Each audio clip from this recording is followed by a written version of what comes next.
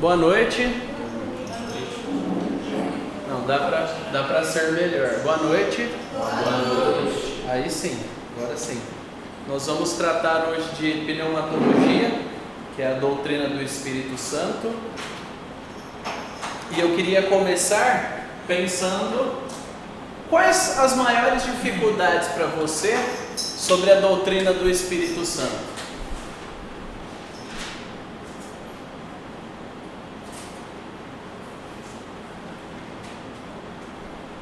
Pode começar. Congelou? Aí foi. Aí sim. Não tô vendo. Segundo. É isso mesmo. E aí, maiores dificuldades para você sobre a doutrina do Espírito Santo? Ou tem algum especialista na doutrina do Espírito Santo aqui? Nós não sabemos. Eu não sou. Então,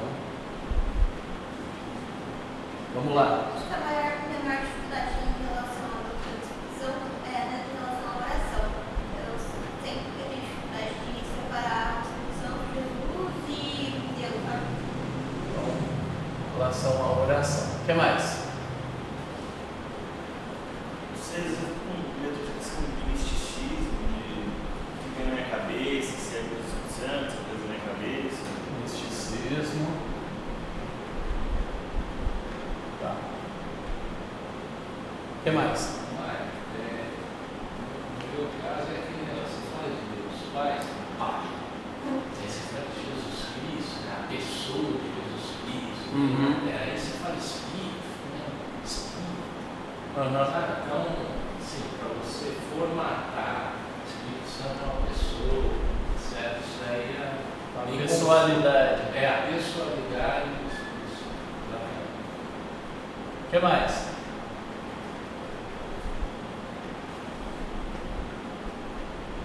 Uma ordem. Ordem? Ou seria uma hierarquia?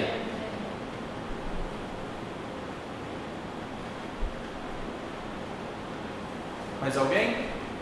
A minha dúvida é mais relacionada, igual o João falou, né? De tanto como manifestação do Espírito Santo, quanto esse misticismo aí de saber distinguir se sou eu, o Espírito Santo, ou o Espírito Santo. Mais alguém quer contribuir? Não? Então vamos lá.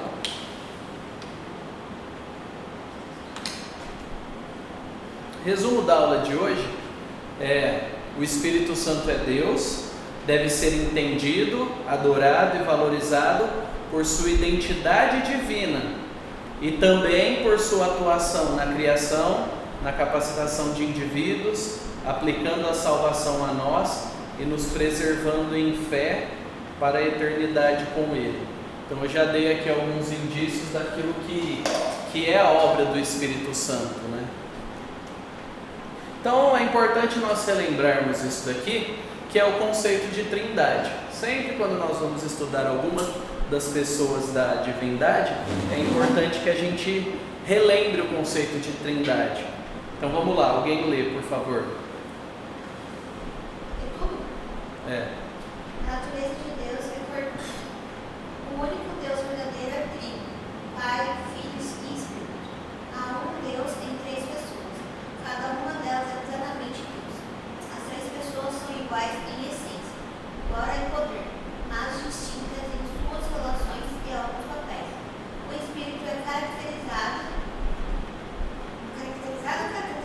Caracterizado por proceder do Pai e do Filho. Isso. Então, um Deus, a mesma essência, coexistindo em três pessoas. É um mistério, o Espírito não é o Filho não é o Pai. Cada um deles não são manifestações de um indivíduo que troca de rosto, mas eles são iguais em essência, glória e poder.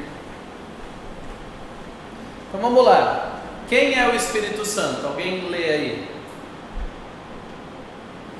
Não é uma força, poder ou influência. Não é uma força como os testemunhas de Jeová e outras pessoas adeptas de misticismo pensam.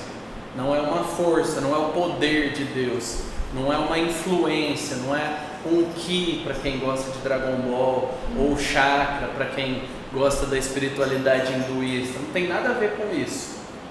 Próximo. Uma das pessoas da Trindade e compartilha de toda a essência da divindade com o Pai. A mesma essência. Se você consegue pensar sobre o Pai sendo Deus Todo-Poderoso e o Filho sendo Deus, é importante pensar, o Espírito, mesmo que mais misterioso, tem a mesma dignidade, tem a mesma essência, tem as mesmas qualificações que qualquer uma das outras pessoas da Trindade. É uma pessoa com características próprias e personalidade. Isso. Esse que é o ponto, né, para nós, pensar na pessoalidade do Espírito. Que se ele não é uma força, ele é uma pessoa. Mas como é uma pessoa? É porque ele não é definido por um papel, ele é definido pela sua identidade. O Pai, querendo ou não, ele é identificado como um papel. Nós sabemos o que são pais. O Filho também é identificado como um papel. Nós sabemos o que são filhos. Mas o Espírito não é identificado pelo seu papel de atuação, mas pela sua essência, pela sua identidade. Receber adoração, orações e especial estima. Esse é um dos pontos importantes para nós. Não sei qual de vocês aqui lembra, mas quando eu oro, eu muitas vezes falo Deus Trino, Pai, Filho, Espírito, identifico as pessoas, qualifico aquilo que eu estou falando. Quando eu oro por alguém, eu peço que o Espírito Santo toque aquela pessoa, ou eu louvo a Deus pela obra de Jesus. Isso é didático para nós. É você pegar o conhecimento bíblico e trazer para a sua oração. As orações extemporâneas, que é aquilo que nós conhecemos hoje, que são espontâneas, não foram todas as orações que existiram na história da igreja. No começo da igreja, pessoas escreviam as suas orações em espírito de oração, e aquilo era uma oração. Então, para nós soa estranho, soa mecânico. Por quê? Porque para nós é ser guiado pelo sentimento. Eu falo o que der na telha. Mas na história da igreja, muitas pessoas escreveram orações. E eles liam aquilo para Deus, aquilo que eles pensaram, meditaram biblicamente, e aquilo eram orações. Orações no culto público, que eram escritas com antecedência, e aí todo mundo lia aquilo. Então, aqui tem o credo niceno-constantinopolitano, que é um dos resumos teológicos que nós temos, que veio a partir do concílio de Nicéia e depois foi consolidado no concílio de Constantinopla. O que são concílios? É aquilo que você vê em Atos 15, quando a igreja se reúne para tomar decisões. Então aqui ainda era uma igreja só. Então eles chegaram à conclusão e resumiram dessa forma sobre o Espírito Santo: creio no Espírito Santo, Senhor que dá a vida, e procede do Pai e do Filho, e com o Pai e o Filho é adorado e glorificado, Ele que falou pelos profetas. Isso daqui é o que nós cremos como igreja cristã. Esse é um dos documentos importantes. Aqui nós temos um resumo daquilo que nós cremos, um resumo da maneira que nós pensamos sobre o Espírito Santo. Então vamos lá, o Espírito Santo é uma pessoa? Romanos 8:27, alguém abre, Isaías 63, eu preciso que vocês sejam rápidos hoje. Salmo 104:30. Pode. E aquele que som dos corações conhece a intenção do Espírito, porque o Espírito intercede pelos santos de acordo com a vontade de Deus. Isso. Uma pessoa intercede, uma força não intercede. Uma força não atua junto em prol de, uma força não exerce vontade. Então o Espírito intercede pelos santos. O Espírito está diante do Pai, trabalhando, intercedendo, consolidando as nossas orações de uma maneira aceitável a Deus. Isaías 63:10. Mas eles foram rebeldes e conquistaram afrontaram o seu Espírito Santo. Por isso, se lhes tornou inimigo, e ele mesmo pelejou contra eles. Uma pessoa se entristece, se contrista. Uma pessoa se torna inimiga, se posiciona contra. Uma força não. Salmo 104, 3, 30.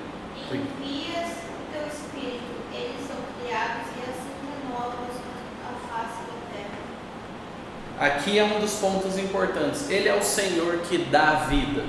E aí o Salmo 104 fala: envia o teu Espírito e eles são criados. A ação do Espírito dando vida, né? E nós temos 1 Coríntios 12, 11. Mas um só e o mesmo Espírito realiza atividade, fazer todas essas coisas, distribuindo-as a cada um individualmente conforme ele quer. Vontade. Pessoas têm vontade, coisas não têm vontade. Então nós temos ao longo do Novo Testamento vários elementos apontando para a pessoalidade do Espírito Santo. E aí isso é didático porque nós pensamos na pessoalidade de Deus como alguém. Eu sou alguém. E eu sou alguém criado à imagem e semelhança de Deus. Então existem alguns elementos em mim, na minha constituição, que são completamente adequados para eu me relacionar com Deus. Então o ser humano, Adão e Eva, se relacionavam com Deus na viração do dia no jardim. Mas a Bíblia fala que Deus é Espírito. Então como é que eles se relacionavam com Deus? Significa que há formas de nós nos relacionarmos com Deus, mesmo sem Ele estar corporeamente. Porque é isso que a gente professa aqui domingo após domingo, e é o que nós fazemos quando fechamos os nossos olhos. Nós cremos em um Deus real, verdadeiro, pessoal, que não é físico, não é concreto. O Espírito é Deus mesmo?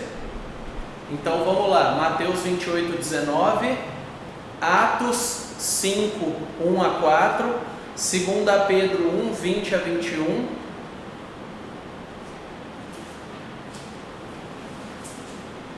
Quem abriu pode ler.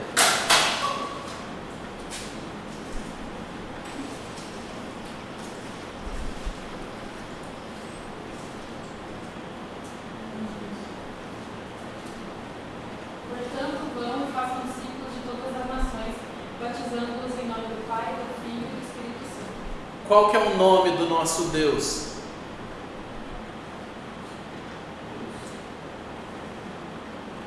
Esse não é o nome dele. No Antigo Testamento ele se apresenta com um tetragrama, né? Que a gente não consegue saber a tradução correta, mas variaria entre Iavé, Javé, menos provável Jeová, mas se tornou famoso pelos testemunhos de Jeová. Mas como ele se apresenta no Novo Testamento? Qual que é o nome dele? Eu sou. Isso é no Antigo Testamento. E no Novo, como que ele se apresenta? Esse é o nome do nosso Deus, Pai, Filho e Espírito Santo. É assim que nós somos batizados. Nós somos batizados em nome de Deus. E qual é esse Deus? Pai, Filho e Espírito Santo. Esse é o nosso Deus. Nós chamamos de Deus, genericamente. Mas quando nós pensamos na obra de Deus, nós precisamos entender que é o Deus Pai, Filho e Espírito Santo. É uma unidade. Deus não é só o Pai, Deus não é só o Filho, Deus não é só o Espírito, mas é Pai, Filho e Espírito Santo. Eles estão em uma unidade indivisível, indissolúvel. Por isso que a missão, e esse é um versículo sobre a missão cristã da igreja, ela é tão importante, porque ela parte de Deus.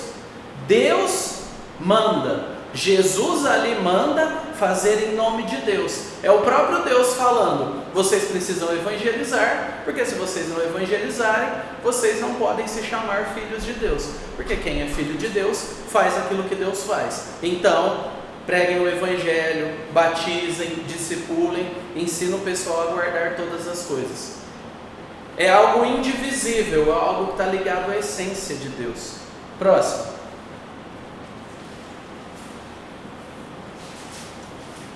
Atos 5. Um homem chamado Ananias, com Safira, sua mulher, lhe vendeu a propriedade.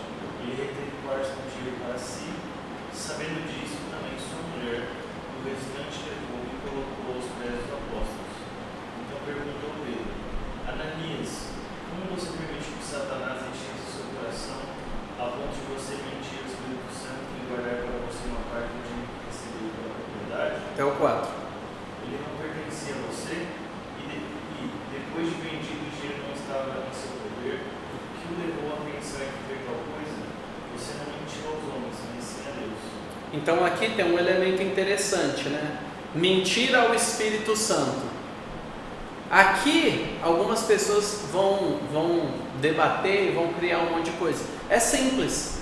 Os homens líderes que estavam na igreja, cheios do Espírito Santo, coletando as ofertas, eles estavam lá e doa quem quer. O que é o problema de Ananias e Safira? Eles vendem um terreno por um valor, guardam uma parte e falam que estão dando tudo. Eles estão mentindo ao Espírito Santo. Por quê? Porque eles queriam status na igreja. Eles estão mentindo ao povo de Deus. Eles estão mentindo diante da igreja. A igreja que é templo do Espírito Santo. Então começa no coração deles. E isso se manifesta na maneira que eles agem. O Espírito é Deus. E eles quiseram enganar ou ludibriar os líderes da igreja, achando que Deus não tem nada a ver com isso, né? Vamos pagar de generosões e tal, e, né, todo mundo vai bater palma pra gente e vai nos admirar. Só que isso é o contrário da ação do Espírito Santo, porque o Espírito é Deus, ele sabe, sonda todas as coisas. 2 Pedro 1, 20 a 21 vai falar que ele é o Espírito que transmite a palavra. Acima de tudo, lembrai-nos de que nenhuma profecia da Escritura é de particular interpretação, pois a profecia nunca foi produzida por vontade dos homens, mas os homens santos, da parte de Deus, falaram ouvidos pelo Espírito Santo. Então, se a gente quer uma solução para não correr o risco do misticismo, é a gente entender que o Espírito inspirou a palavra. E a gente tem que ser profundo conhecedor da palavra, porque nós estaremos preparados para entender se aquilo que está sendo dito em nome do Espírito ou não tem a ver com a palavra. Porque se não tem a ver com a palavra, tem um problema. O Espírito não pode falar ame a pessoa e em outro momento falar não, agora odeia essa pessoa. A palavra fala uma coisa só: ame os seus inimigos. Então esse tipo de coerência que ajuda a vencer o misticismo reside no conhecimento da palavra, reside no conhecer o Deus a quem nós adoramos. Então o Espírito é Deus mesmo. E aqui nós temos alguns resumos, né, do que é a atividade do Espírito no Novo Testamento. Então tem em Jesus e em nós. O Espírito, ele tomou Maria. Fala que ele veio como uma sombra ali. E ele gerou Jesus. Foi o Espírito que gerou Jesus. O Jesus que nós vimos andando, Salvador, Filho de Deus, ele foi gerado pelo Espírito Santo. Mas no batismo de Jesus, nós vemos o Espírito descendo. E depois nós vemos que o Espírito encheu Jesus, conduziu Jesus, em Lucas 4, 1 e 2.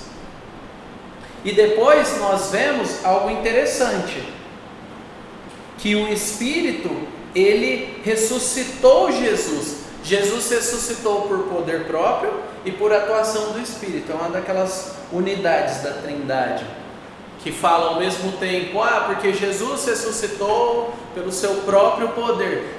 O Espírito que ressuscitou Jesus dentre os mortos é porque é uma ação trinitária, é uma ação do Pai, do Filho e do Espírito Santo. E em nós, o que ele faz? Ele regenera, ele batiza, ele habita, ele intercede por nós, ele dá dons, que a gente vai ver um pouco mais à frente. mas a ação do Espírito em Jesus é uma, a ação do Espírito em nós é outra.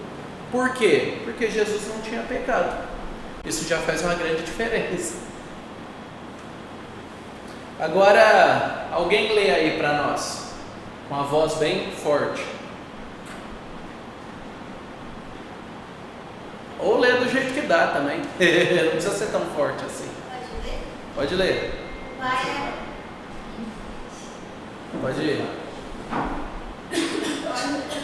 O pai é apenas o pai do filho, e o filho apenas o filho.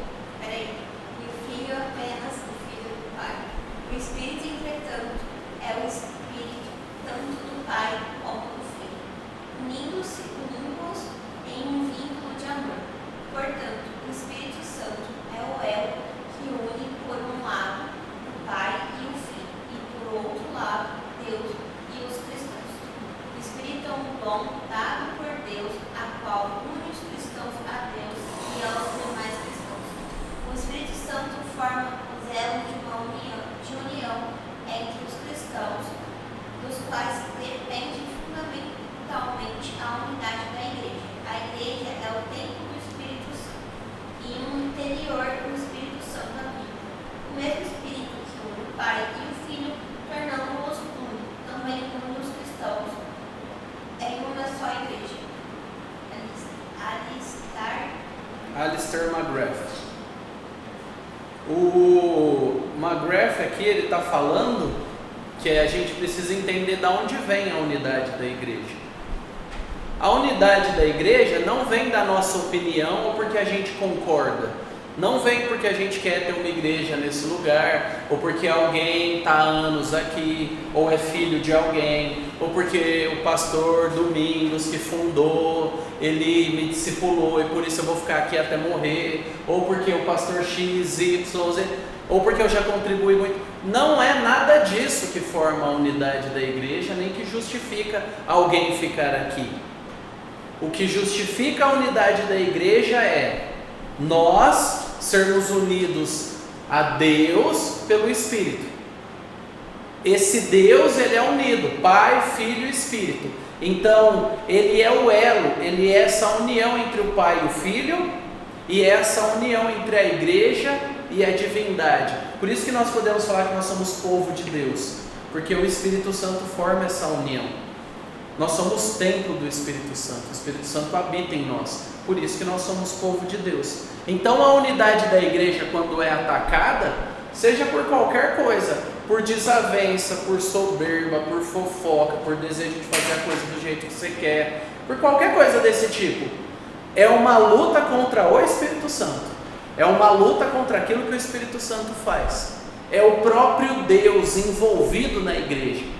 Não é como se Deus estivesse de longe e falou, ó, dei o livro para vocês, agora faz a igreja acontecer aí, eu estou de boa. Não tem nada a ver com isso. Ele está diretamente envolvido e mantendo a igreja coesa, bíblica, unida. Essa é a obra do Espírito Santo em nós. Ele está fazendo isso invisivelmente agora. Em cada um de nós que é cristão, a cada domingo, a cada grupo pequeno, de alguma forma Ele está nos unindo a Ele, que é unido ao Pai e ao Filho, e nos unindo uns aos outros. Por isso que é tão fácil para nós começar a nos afastar e continuar se afastando. Porque quanto mais longe queremos estar. E o inverso é verdade. Quanto mais eu busco a Deus, leio a Bíblia, oro, sirvo os irmãos, vivo em comunhão, mais perto do povo de Deus eu quero estar. Mais eu quero amar esse povo, mesmo que custe. Então essa nossa experiência de unidade, ela vem do próprio Espírito. Alguém lê aí Romanos.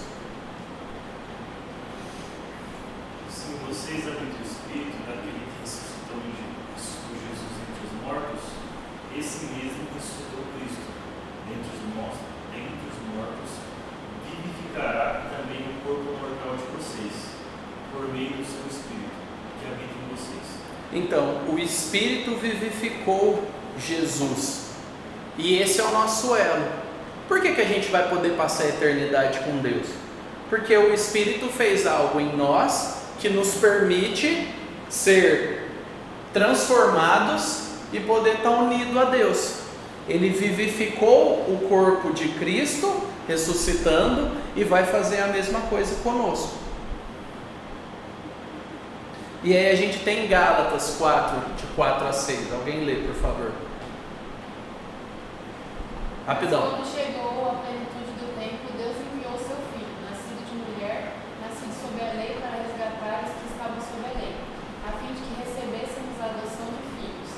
E, porque vocês são filhos, Deus enviou o Espírito de seu Filho ao nosso coração, e esse Espírito clama Abba Pai. Isso. Aqui nós temos uma ideia interessante. O Pai envia o Filho para uma obra, e o Filho envia o Espírito junto com o Pai para uma obra. Então Jesus, ele consuma a salvação de maneira concreta, ele morre, ele derrama seu sangue, ele prega o Evangelho, e o Espírito vem depois aplicando isso àqueles que são salvos. Por isso que nós podemos ter essa disposição de falar a Deus como nosso Pai, com uma maneira carinhosa, com uma maneira próxima, íntima. Deus, o Senhor é meu Pai. Eu vi até uma imagem ontem, se não me engano, um comentário do Tim Keller, que eu achei bem interessante. O contexto que eu estava conversando com a pessoa, diz assim: se eu matei o meu filho por você, você acha que eu não vou dar o que você precisa? Como se fosse Deus perguntando. Eu esmaguei o meu filho por você. Você, em ansiedade, vivendo ansioso, acha que eu não vou te dar o que você precisa? A questão, gente, sobre a atuação do Espírito Santo em nós é sobre Deus e Deus. Não é sobre a nossa opinião, o nosso sentimento, o nosso pecado. A palavra de Deus está segura porque Deus garante essa palavra. Não é como a gente se sente ou como a gente está no dia. Ai, Deus deve estar tão triste comigo porque hoje eu acordei emburrado. A gente trata a nossa vida cristã como se fossem oscilações de humor. Não é isso. A obra e o compromisso de Deus com o Filho é eterno, é espiritual, é imutável. E o compromisso do Espírito com o Pai e com o Filho, de habitar em nós, de nos moldar e de colocar em nós relacionamento com o Pai, também é imutável. Isso é uma obra de Deus. E aí nós temos alguns erros. Principais erros que nós podemos ter: crer que o Espírito só é dado à pessoa depois que ela foi salva e se dedicou orando, buscando e jejuando e contribuindo, e aí sim o Espírito é dado. Tem igrejas pentecostais, que chamam essa experiência de segunda bênção. Então eles creem diferente de nós. Nós cremos que quando o Espírito Santo entra, pum, habitou, está lá. Agora os pentecostais creem: você foi salvo, mas para você ter uma vida vitoriosa mesmo, você precisa de uma segunda experiência. Você precisa se dedicar, você precisa buscar, você precisa conquistar essa experiência, se dedicando. Aí sim você vai saber o que é ser batizado no Espírito Santo. E qual é a evidência? Falar em línguas.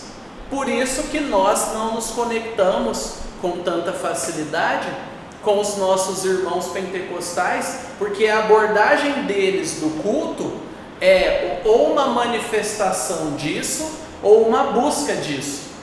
Então por isso que muitos insistentemente ficam falando em línguas, ficam fazendo barulho, ficam clamando por algum tipo de experiência.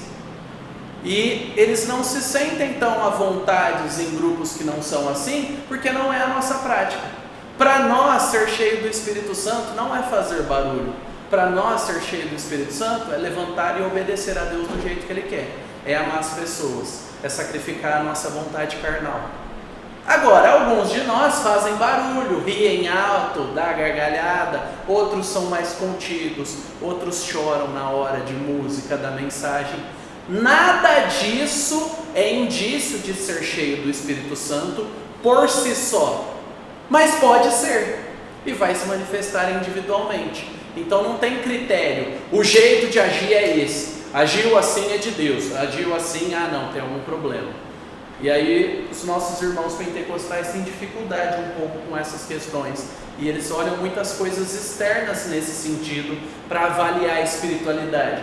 É como se tivesse um medidor, né, de espiritualidade, o crentômetro, aí ele vai passando, esse daqui orou e jejuou, tá bom.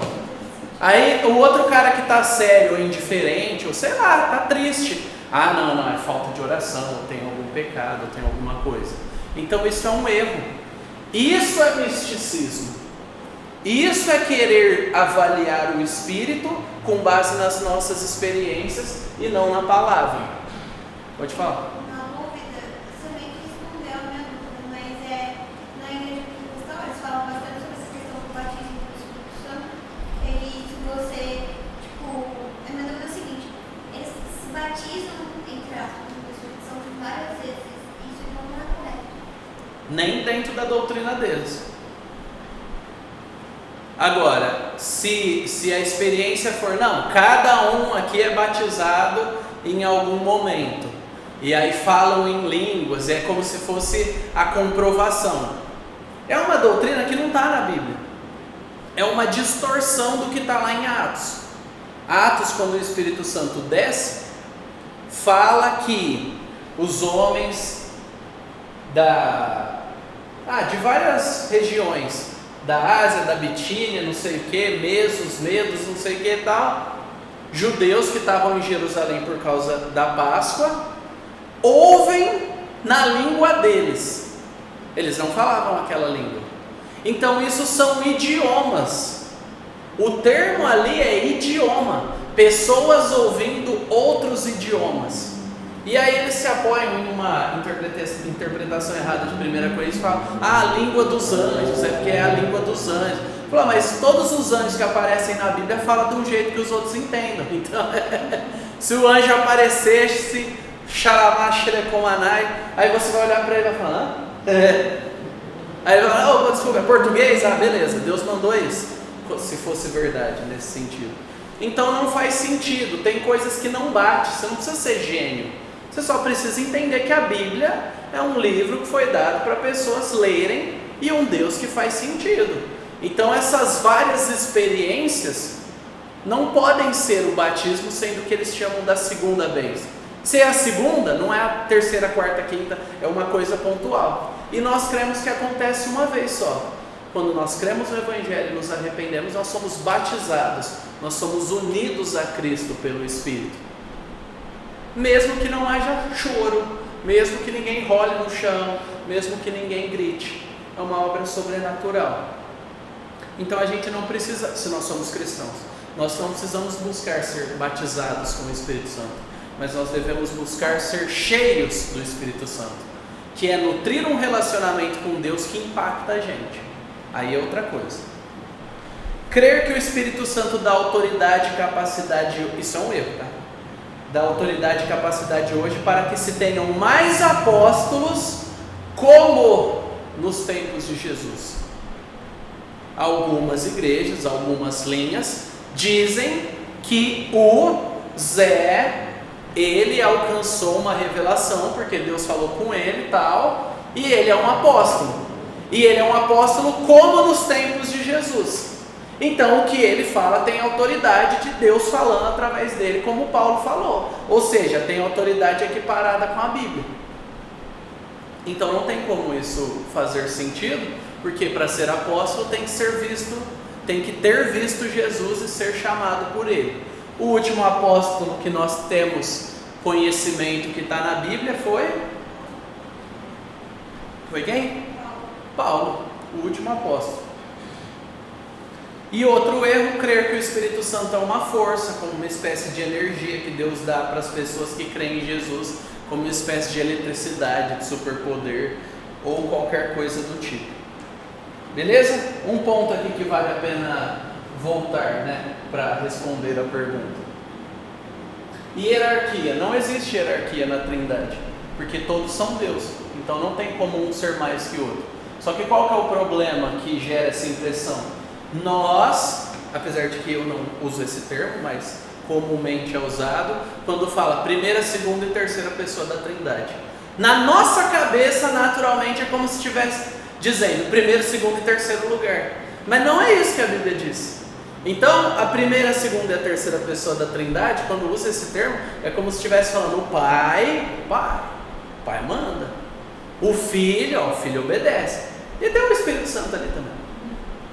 Então, esses conceitos ou essas ideias acabam gerando uma distinção que acaba atrapalhando a nossa compreensão. Não existe hierarquia na Trindade, todos são iguais, dignos de aceitação, de glória e merecem adoração, merecem que nós oremos e adoremos. Por quê? Porque é a mesma essência, é o mesmo Deus. É a mesma coisa que você, usando um exemplo bem tosco, você falar que ama alguém e odeia a esposa ou o marido dela. Não faz sentido, porque é uma só carne. Não dá para você falar que ama a pessoa e odeia o marido ou a esposa dela. Essa pessoa em sã consciência não vai conseguir relacionar isso. Ela vai falar, não faz sentido. Se você odeia meu marido, odeia minha esposa, você não é meu amigo, você não pode falar que me ama. Então, com Deus é mais ou menos isso. Se nós graduarmos ou qualificarmos, aí a gente está separando a Trindade. Aí não é Trindade, aí é triteísmo. 3 deuses, 1, 2, 3, Pai, Filho e Espírito. Então é importante que a gente sempre tome cuidado com essa questão da hierarquia, porque não existe, mas existem algumas funções diferentes. Então, só o Pai envia o Filho e o Espírito, só o Pai elege as pessoas antes da fundação do mundo, o Filho vem, se submete, ele encarna, só o Filho encarna, só o Filho vive, só o Filho morre na cruz.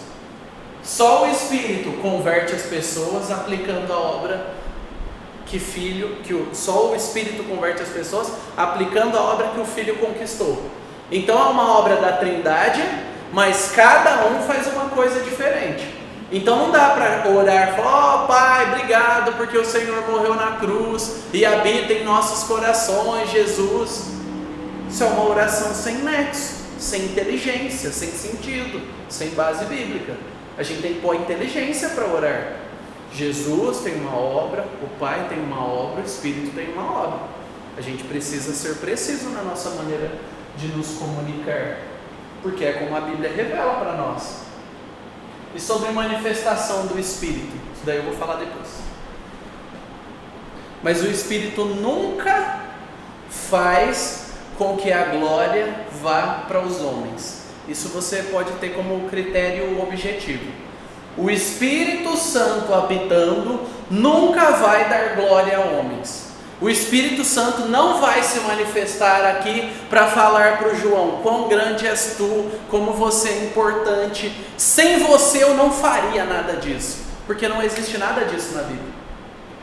Nós louvamos a Deus, Deus não nos louva. Então a manifestação do Espírito sempre é de acordo com a palavra e ela sempre dá glória a Deus. Você quer ver algo fora do eixo? Igrejas que põem a foto de um indivíduo na frente. Igrejas que falam mais o nome de um indivíduo ou as vontades dele do que a Bíblia. Igrejas que se preocupam mais em agradar ao indivíduo do que se preocupam em obedecer a Deus. Isso não é manifestação do Espírito. Pode estar chovendo milagre, pode estar distribuindo dinheiro e pode estar bombando essa igreja. Não tem nada a ver com o Espírito Santo isso. Porque a obra do Espírito Santo é dar glória ao Pai e ao Filho por meio do Evangelho. Beleza? Vou acabar essa parte dessa forma para vocês despertarem. Então vamos voltar. O que o Espírito Santo está fazendo nos cristãos? Aí uma imagem de um ourives, né, que está dando um acabamento num anel. Regeneração, batismo, habitação e plenitude.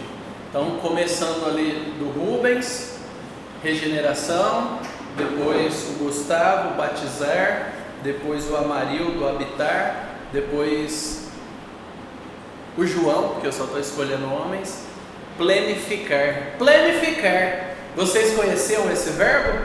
Descobri hoje, gostei. Tornar pleno, plenificar. Diferente de planificar, que é tornar plano. Existe. Plenificar. O Espírito Santo vai plenificar a nossa vida. Fica até bonito, né? Então vamos lá. A obra do Espírito, ele começa a vida cristã fazendo o quê? Regenerando. Tito 3, 4 e 5. Outrora nós também éramos insensatos, desobedientes, extraviados, servindo a várias paixões e prazeres, vivendo em malícia. Não, Tito 3. Tito 3. Tito 3, 4, 5. Não, eu estava lendo o 3, 3. Mas quando apareceu a benignidade de Deus, nosso Salvador, e o seu amor para com os homens, não por obras de justiça que houvéssemos feito, mas segundo a sua misericórdia, ele nos salvou mediante a lavagem da regeneração e da renovação pelo Espírito Santo. Olha que interessante, o processo de salvação conectado com uma lavagem regeneradora. Quando você vai para o judaísmo, né, você lê ali as leis cerimoniais, no Pentateuco, que são os 5 primeiros livros da Bíblia, a importância de ser puro, de se lavar antes de cultuar, antes de oferecer ofertas. Deus estava apontando para uma realidade mais profunda de que Ele quer pessoas puras, Ele quer pessoas santas, Ele quer gente santificada. E aí nós vemos em Tito, Paulo falando que as pessoas, e se você é cristão, isso aconteceu com você, foram regeneradas por meio de uma lavagem. Não é uma lavagem física, é espiritual. E você vê aí a conexão com o batismo, que envolve água, que envolve um banho, né? Que simboliza essa transformação. E quem faz isso? O Espírito Santo. Um lavar regenerador do Espírito Santo. Por isso, se você está orando pela salvação de alguém, você precisa pedir ao Espírito Santo que regenere essa pessoa mediante a pregação do Evangelho, que trabalhe no coração dessa pessoa, que quebre o coração dela, que abra os olhos dela para ver Jesus como precioso, como importante. Próximo. 1 Coríntios 12, 12 e 13. O corpo humano tem muitas partes, mas elas formam um só corpo. O mesmo acontece com relação a Cristo. Alguns de nós são judeus, alguns são gentios, alguns são escravos e alguns são livres. Mas todos nós fomos batizados em um só corpo pelo único Espírito, e todos recebemos o privilégio de beber do mesmo Espírito. Isso. Olha que interessante. Todos somos batizados em um só corpo pelo Espírito. Existem quantas igrejas? Como é que você responde essa pergunta? Existem quantas igrejas?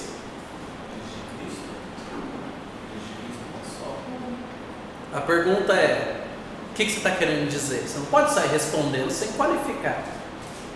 Existem quantas igrejas? Depende, Mário. O que você quer dizer? Reuniões, grupos de pessoas se reunindo? Não. Quantas igrejas de Cristo no padrão bíblico e espiritual? Existem quantas? Uma. Ela é visível? Eu consigo saber todo mundo que está no corpo de Cristo? Não. Mas todo mundo que está no corpo de Cristo passou por esse processo. Eu posso não saber quem são, mas quem passou por esse processo está unido. Olha que interessante o desdobramento prático disso. Eu posso não ver a atuação, mas essa pessoa, e aqui ele está falando no contexto de dons, vai se envolver com um grupo de outras pessoas e vai querer servir. porque ele foi batizado no Espírito e o Espírito deu capacidades para essa pessoa servir. Então eu consigo dizer quem é salvo? Não, mas pessoas salvas servem. Pessoas salvas amam, como a Bíblia diz. Elas não só fazem, mas elas fazem porque elas amam, porque elas querem produzir o bem para a igreja, elas querem se desgastar em prol do bem. E quem faz esse batismo espiritual de conexão? O Espírito Santo. Esse é um dos textos que os nossos irmãos pentecostais vão falar que é o batismo do Espírito Santo, e vão distorcer algum pouco de coisa aí. Então é o Espírito que batiza, que nos une espiritualmente com Cristo em um só corpo. Próximo. 1 Coríntios 6, 19 e 20. Ou não sabeis que o vosso corpo é santuário do Espírito Santo, que habita em vós, o qual tendes da parte de Deus, e que não sois de vós mesmo, pois fostes comprado por preço, por isso glorificai a Deus no vosso corpo. O corpo é um santuário do Espírito. Fernanda, lê Levítico 26, de 11 a 13, por favor. O corpo é um santuário do Espírito. E aqui ele está falando da importância de viver em santidade, em santificação no corpo. Porque os pecados que nós cometemos são no corpo. Existem alguns pecados que não são físicos, estão na cabeça. Mas muitos dos pecados, e o pecado que está falando da imoralidade sexual, enfim, ele é cometido pelo corpo. Então, lê aí o 20 de novo, por favor.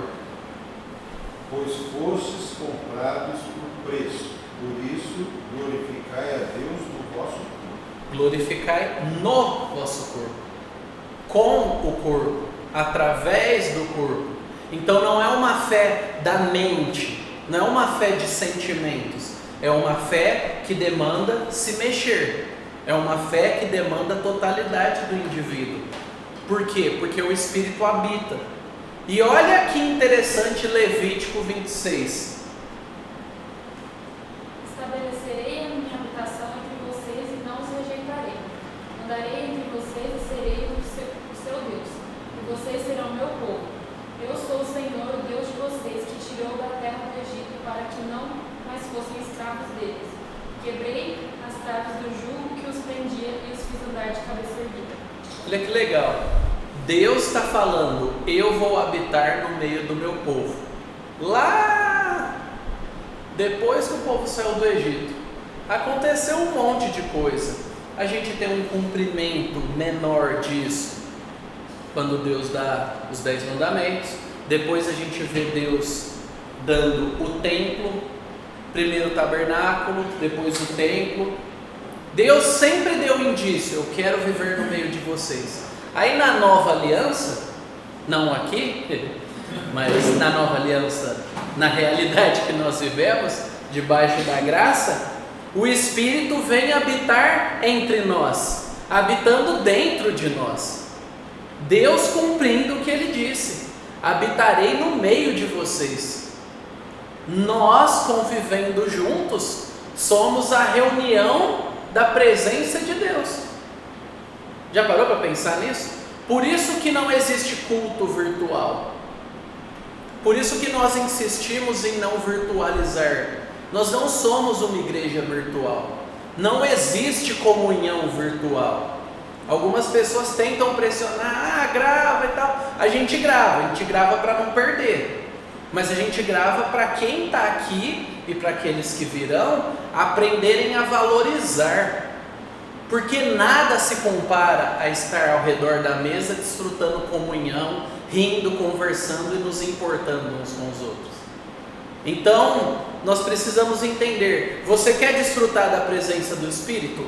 Ande com crentes. Leia a palavra, busque, ore, mas ame crentes e deixe eles amarem você, se meterem na sua vida, cuidarem de você. Essa é a presença do Espírito mais concreta que você vai ter. Mais do que isso não vai ter, porque Ele é Espírito. Se você quer uma presença concreta, você precisa de alguém em quem o Espírito habita, para ser uma manifestação concreta. Então, o Espírito habita em você, se você é cristão. Se você não é cristão, não habita. E o Espírito habita em nós como igreja, como povo de Deus reunido.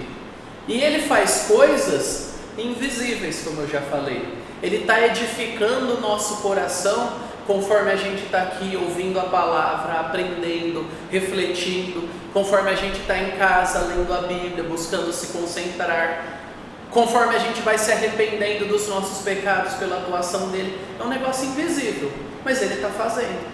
Não é algo mágico, não é uma pílula, estou cheio do Espírito, mas é uma vivência prolongada.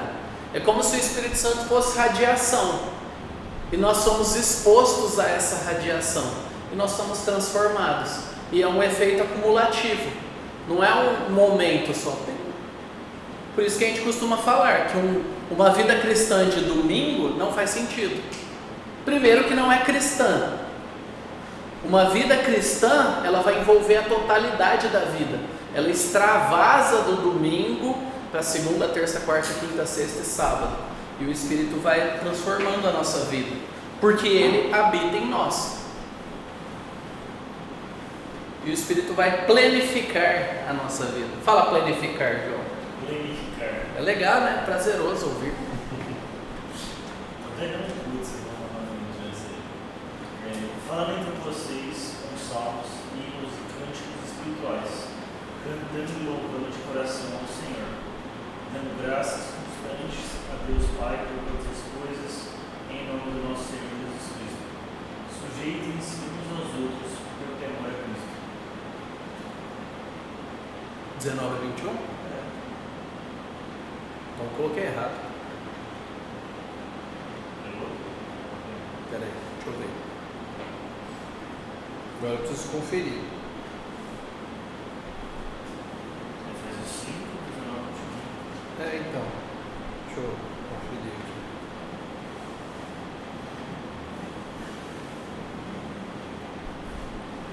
aqui. Isso mesmo. Isso, é isso mesmo. Ó, perdi. Tá lá no 18, né? Porque tá no 18. Aí você não vai ler mesmo. Se tá no 18, eu pedi para ler do 19. No 18 diz assim: e não se embriaguem com vinho, pois isso leva à devassidão, mas deixem-se encher do Espírito, falando entre vocês com salmos, hinos e cânticos espirituais, cantando e louvando a Deus com o coração, cantando e louvando com o coração ao Senhor, dando sempre graças por tudo a nosso Deus e Pai, em nome de nosso Senhor Jesus Cristo. Vamos lá. Não se embriaguem com vinho. Aqui está falando que você não pode beber bebida alcoólica? É isso que está falando?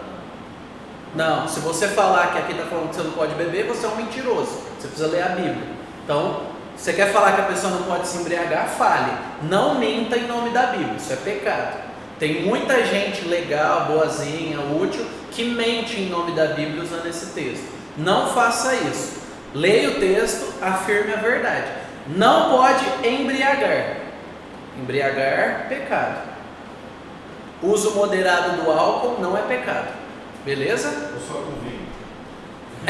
Eu só tomo vinho. Não, na verdade tem 2 cervejas que eu tomo só. Mas eu acho que se você tomar o que Jesus tomava com moderação, você vai ser mais feliz. Mas se você quiser se abster, pode se abster. Mas, né, a Bíblia fala que o vinho alegra o coração. Então, tá bom. Mas não se embriaguem com vinho, pois leva a devassidão. Beleza. Olha que interessante que em alguns círculos as pessoas mudam o verbo, que em algumas traduções está: encham-se do Espírito Santo. O verbo aqui está numa construção ativa e passiva. Você precisa ser ativo em se deixar encher. em não atrapalhar. Mas quem enche? O Espírito Santo. Você não causa o enchimento. Eu não causo o enchimento do Espírito Santo. Esse é o problema de muitas pessoas. Eu quero ser cheio do Espírito Santo. E a pessoa acha que ela pega uma tigela de presença de Deus e joga na vida dela. A ação do Espírito Santo contínua na nossa vida é nos encher. O pecado atrapalha isso. Então, ser cheio do Espírito Santo consiste em não atrapalhar aquilo que Deus já está fazendo. Deus está te atraindo para Ele, pela palavra, pela oração, pelas provações, pelas dúvidas, pelo próprio pecado que você cometeu e se arrependeu depois. Ele está te atraindo sempre para mais perto dele. Qual é o problema? Quando a gente não se arrepende, quando a gente endurece o coração, quando a gente não vai a Ele. Porque a obra que Ele está fazendo é essa. Ele está nos enchendo. Qual que é a ideia? Não atrapalhe. Não atrapalhe. Ah, Mário, mas como que é a característica desse enchimento do Espírito Santo? É só ler a continuação do versículo 19. Você quer ser cheio do Espírito Santo? Aqui não fala, vai para um monte sozinho, faz jejum e oração e você vai voltar, olha, chutando demônios. Aqui não fala isso. Aqui fala, deixem-se encher do Espírito, falando entre vocês com salmos, que é Bíblia, hinos e cânticos espirituais. Olha a importância da música, de boa música, cantando e louvando com o coração ao Senhor. A importância da admiração a Deus, da adoração, de expressar a Deus a nossa adoração, que Ele é bom, que Ele merece, que nós o admiramos. E isso tudo com o coração, não é apenas uma coisa externa. Louvando com o coração ao Senhor, dando sempre graças. Você quer ser cheio do Espírito Santo? É isso aqui. Dá para fazer isso daqui sozinho? Dá para fazer isso daqui sozinho? Não. Não é uma experiência isolada. Não é uma experiência individualizada. Ele está falando com uma igreja. Ele está falando no plural. Você quer ser cheio do Espírito Santo? Vive em comunidade. Ande com pessoas, ore com pessoas, se aproxime de gente, discipule pessoas, estude a Bíblia, se reúna com a igreja, busque, se esforce na sua família, faça culto familiar, converse sobre coisas espirituais, dê glória a Deus, seja grato.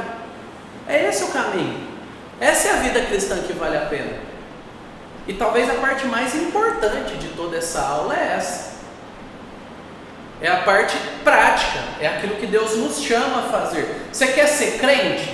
E quer ser crente que nem gente madura na fé? Viva, busque e encoraje outros a fazer isso daqui. Quando a gente está fazendo isso daqui, a gente pisa no pé um do outro, a gente vai querer dar ideia diferente, a gente vai querer ter atrito, vai acontecer. E o que o Espírito mesmo vai fazer? Você consegue estar reunido louvando a Deus, falar, não, mas eu não gosto do fulano porque ele pisou no meu pé, porque ele não gosta de mim. Eu não gosto da fulana porque ela é metida. Eu não gosto do outro porque ele não me chamou para o aniversário dele. Eu não gosto do outro porque ele, sei lá, não gosto dele. Faz sentido estar cheio do Espírito Santo, louvando a Deus e estar brigado com o cara do lado? Não faz sentido. Por isso que é tão pessoal e por isso que é tão coletivo. É algo que nós vivemos, é algo que nós desfrutamos e por isso que o desigrejado não pode ser cheio do Espírito Santo. Ele está desconectado. A não ser que o desigrejado se junte com outros desigrejados. E qual que é o nome que a gente dá para isso? Entendeu? Esse é o ponto. Para o desigrejado funcionar no termo bíblico, ele tem que deixar de ser desigrejado, porque se ele se juntar com outros, já é igreja. Esse é o ponto. Nós somos corpo, nós precisamos uns dos outros. E o Espírito Santo está nos conduzindo a uma vida plena. O pecado nos atrapalha. Então não nos assustemos. Se você está de boa, planejando suas férias, e Deus coloca você em atrito com alguém, seja com o pecado do seu filho, de algum amigo, de alguém da igreja, de algum chilique que você dá e você tem que lidar com as consequências. Ah, mas Deus, o que está acontecendo? Eu estava tão de boa. Mas o Espírito Santo não está aqui para te deixar de boa, ele está aqui para te santificar, plenificar. Não é para agradar a gente. Ele está mostrando as porcarias e limpando. Ele está cortando as raízes de amargura e de pecado. Por isso que Deus não está aqui para dar comodismo para nós. Ele está aqui para santificar a nossa vida. Então não tem essa ideia da vida cristã tranquila, da vida cristã sem problema, sem atrito, sem dor. Viver é sofrer, amar é custar, e amar a igreja é se desgastar. Então o Espírito Santo vai usar eu e você em alguns momentos como modelo de disciplina, como modelo de necessidade. E gente, uma coisa que a gente não pode esquecer: as pessoas que carecem são uma bênção para nós. Uma igreja cheia de gente autossuficiente que não precisa de nada não é a igreja de Jesus. A igreja de Jesus vai ter sempre alguém precisando de alguma coisa, seja de encorajamento, seja de consolo, seja de exortação, seja de alguma ajuda material, seja de oração, seja de crescimento, de discipulado. Todos nós precisamos entender que a igreja é um lugar de gente que carece. Varia, mas todos nós carecemos da ajuda de Deus e uns dos outros para viver uma vida plena. Não? Aqui já. E aí nós temos o caráter, a transformação interna que o Espírito está fazendo em todo cristão, que é o fruto do Espírito. Vamos de novo. Que é o fruto do Espírito. É frutos do Espírito? Não, é fruto. Um fruto com várias características. Então não são frutos do Espírito. Mas o fruto do Espírito não é frutos do Espírito Santo. Entendeu? Por isso que a gente tem que ler a Bíblia. Se a gente tiver interpretação de texto, a gente já não vai crer num monte de heresia. O fruto do Espírito é amor, alegria, paz, paciência, amabilidade, bondade, fidelidade, mansidão, domínio próprio. Nossa, o fruto é tudo isso? É o padrão e a transformação de vida de Jesus em nós. É ser como Jesus. Aí agora eu vou fazer uma pergunta para vocês que para mim foi, nossa, epifânica. Agora eu tô apocalíptico. Eu tô gramaticalmente apocalíptico. Vamos lá. Um fruto serve para quê? Se você já ouviu, não falar não. O fruto serve para quê? Para que serve um fruto? Para alimentar. Beleza? Então, você é uma árvore. As árvores somos nós, né? Daí é claro, você pega água para mim, por favor? Aqui, ó. Não, já tem copo. As árvores somos nós, certo? Beleza. Se nós somos árvores que geramos frutos, a árvore que gera se alimenta do seu próprio fruto? Esse é o propósito? Uma árvore gerar fruto para se alimentar dele? A árvore se alimenta do quê? De quê? Não só isso, ela se alimenta através de outros processos. Algumas sim. Fotossíntese é parte do processo, mas ela precisa de água, e ela precisa ser criada via de regra no solo, e o solo tem nutrientes. E o que nutre o solo? Inúmeras coisas. Então vamos lá. Vamos pensar o jeito que a gente sempre pensa aqui. Eu preciso do fruto do Espírito. Eu preciso ser mais amor. Eu preciso ter mais alegria. Por quê? Porque eu quero me sentir bem com Deus. É isso que está dizendo aqui? As características de Jesus é para você se sentir bem com Deus? Para você falar, Deus, eu não tenho esse pecado, que legal. Não tem nada a ver com isso. O contexto aqui é: eu preciso amar, ter alegria e ter paz e paciência, porque o outro precisa que eu tenha isso para que a fé dele seja fortalecida. Porque o outro tem que se nutrir desse fruto.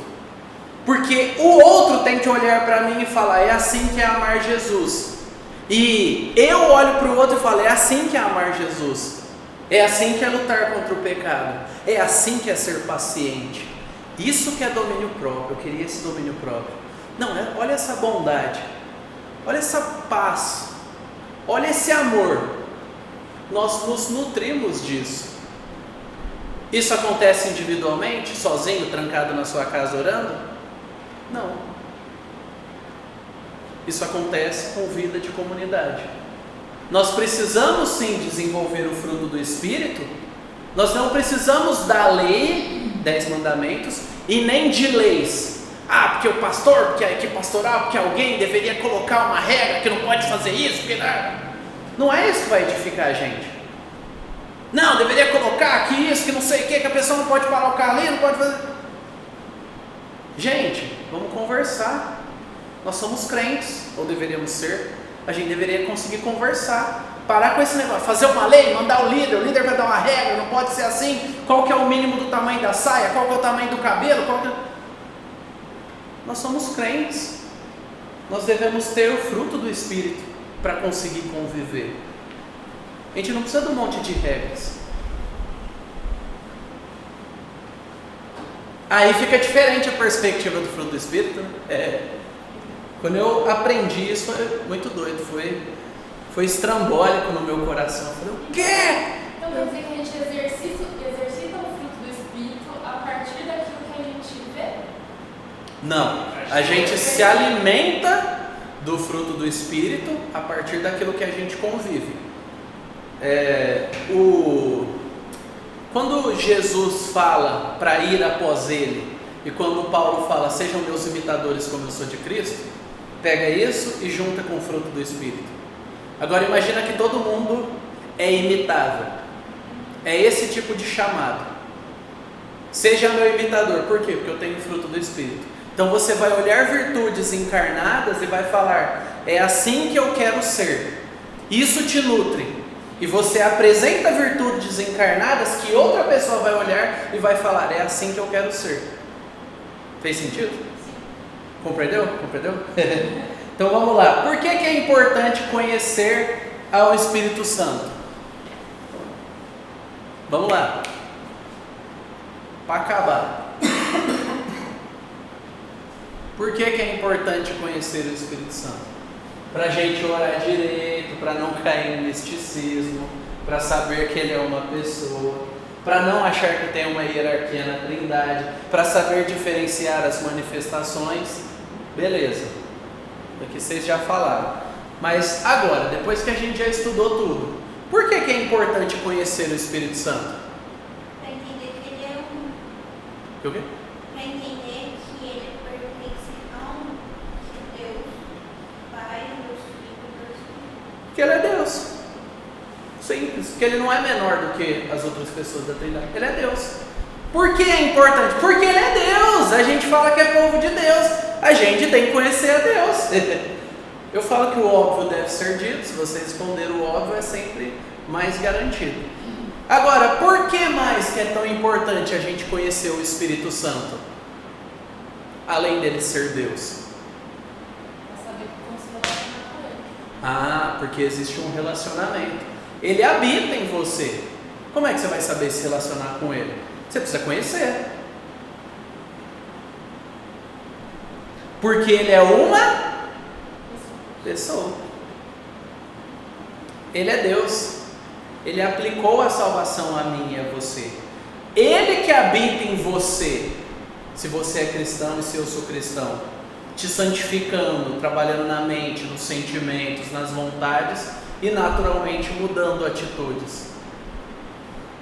Ele faz isso, Ele nos santifica por meio de quê? Como que nós somos santificados? No meio do nosso corpo, é isso? Hã? Qual foi a pergunta? Como que o Espírito Santo nos santifica? O que ele usa? Por meio de... vamos lá. Por meio da palavra de Deus, que é como a gente vai conhecer Ele. Bíblia. O que mais? Viver, né? Comunhão, como assim? Comunhão entre os irmãos da igreja. Vida comunitária, comunhão. Viver o que é pregado. E como que a gente chama isso? Viver isso. Ou obediência. A nossa dinâmica é a dinâmica de um servo. Vocês talvez ouviram. Em santidade. O que é a santidade? É obedecer a Deus e relacionar com Ele. Obedecer por se relacionar. Não é obedecer para se relacionar.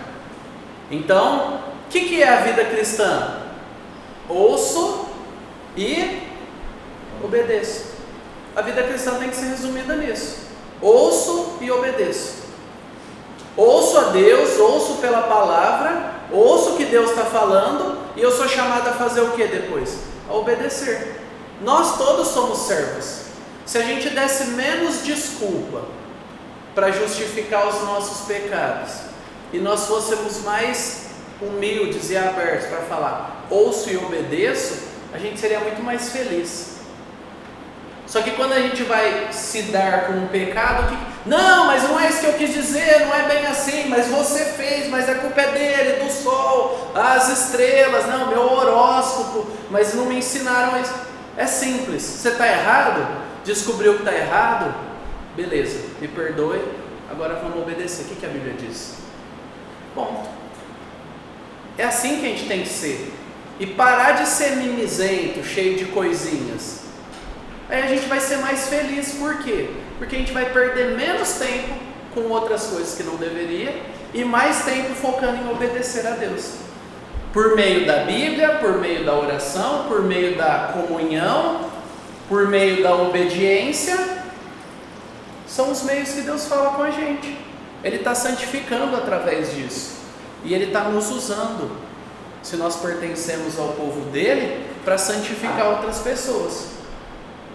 E inclusive o nosso pecado é usado para santificar os outros. E qualquer pessoa que tem família aqui, que convive com pecadores, sabe. O pecado do outro exige de mim que eu não peque. Se eu pecar, são dois errados. Aí está tudo errado.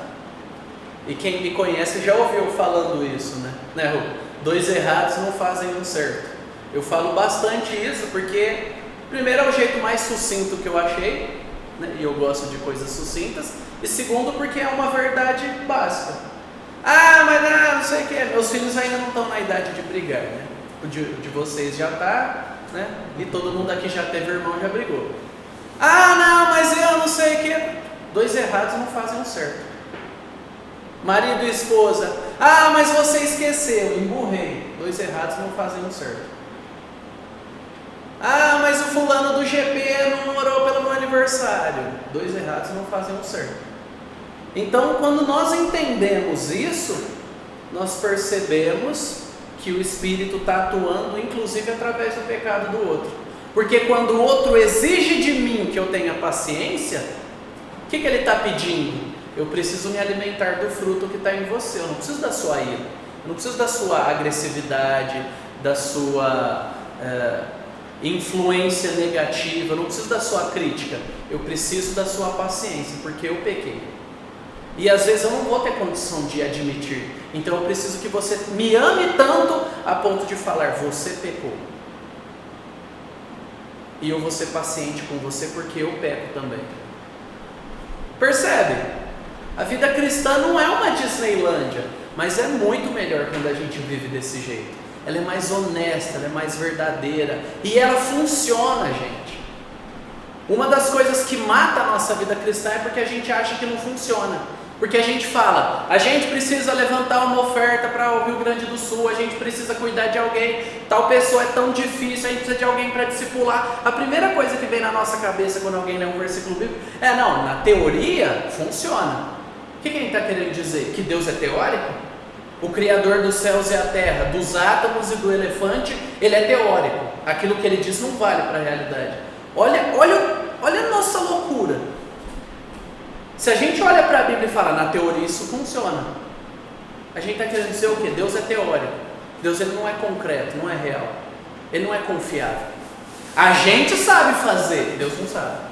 Então a gente tem que tomar cuidado com isso.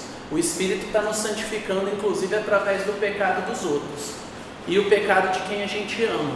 O pecado de quem mora com a gente, de quem está perto, em ministério, em relacionamento. Principalmente para quem é casado aí. O cônjuge. Por que é importante conhecer ao Espírito Santo? Porque sua adoração e amor ao Deus Trino será diminuída se você não conhecer o Espírito Santo. Ele é aquele que te apresenta tudo que Deus propõe. Se você não conhecer o Espírito Santo, você não vai conseguir crescer em amor e adoração. É simples. Por isso que pessoas são tão minguadas, são tão fracas na fé, porque elas ficam focando em um monte de coisa, escatologia, isso, aquilo, mistério, não sei o que, mas não estuda sobre o básico, sobre o Espírito Santo, o que ele fez, quem eu sou, o que ele quer de mim. Para nossa adoração e amor chegar aqui e ser verdadeira, para a gente cantar com vontade, para a gente curtir ser cristão, a gente precisa nutrir esse conhecimento, esse relacionamento com o Espírito Santo. Não podemos ser desequilibrados em nossa fé e prática. Se a gente professa uma fé, a gente precisa se esforçar para viver essa fé e pagar o preço. Senão a nossa prática vai ser irrelevante, vai ser fraca e vai ser chata, inclusive, para as pessoas do mundo. Vai ser um cristianismo besta, sem graça. Até faz sentido o que você fala, tem coisa de Bíblia, mas eu olho para a sua vida e não vejo diferença entre mim e você. Eu não vejo isso. Eu não vejo esse amor. Eu amo a galera do CrossFit. Você não fala com o amor da galera da sua igreja. Eu amo a minha família. Você fala mal da sua família só. Esse tipo de postura diminui o poder de uma vida marcante. Por isso que a gente precisa do Espírito Santo constantemente. Sensibilidade, transformação. Que aí a gente vai viver em unidade, vai viver em coerência e a gente vai ser alegre. Porque a alegria é fruto do Espírito Santo. Não é fruto do álcool, do dinheiro ou do meu esforço. É fruto do Espírito. Quando eu descobri isso, foi um choque. Mas isso daí já é assunto para a próxima vez. Beleza? Vamos orar? Que Deus nos abençoe. E a nossa última aula desse semestre é daqui 15 dias? Dia 5 de junho, daqui 15 dias. Não? Então é dia 5 de junho. Está agendado. Talvez. Vai ter feriado, né? Acho que vai ter feriado, aí a gente cancelou. Então é dia 6 de junho. Então vamos resolver isso agora, porque eu não quero ficar enganando as pessoas. Pronto. Aí, pronto. Errei e já corrigi. Bom, traz bolo. A gente já não vai sofrer tanto, né? Traz bolo, a gente divide salgadinho e a gente canta o parabéns. Eu trago um ovo, outro traz farinha. Brincadeira. Vamos orar? Senhor, em nome de Jesus, nós te agradecemos pela tua palavra. Sê propício a nós, ó Deus, tenha misericórdia de nós. Nós enchemos a nossa mente, nos entupimos com tanta porcaria que nós temos dificuldade de focar no Senhor. E também nós nos cansamos, ó Deus, o nosso corpo, a nossa mente cansa. E o Senhor é condescendente conosco, com nossa limitação. Muito obrigado pelo teu amor e a tua graça, que a tua verdade habite em nós, nos transforme, nos atraia para perto de ti e nos encha de alegria por pertencer ao teu povo. Ó Deus Trino, Pai, Filho e Espírito, muito obrigado porque o Senhor se revelou a nós o suficiente pela tua palavra para que te conheçamos. E nós te pedimos de forma especial, fale conosco, ó Espírito Santo. Fale ao nosso coração, à nossa mente, pela tua palavra, pelos nossos irmãos, pelas nossas devoções particulares, mas também pelo culto público com os nossos irmãos aqui. Fale conosco e nos ajude a ouvir. E nos ajude, ó Deus, a valorizar o que o Senhor valoriza, que é a tua igreja. Em nome de Jesus. Amém.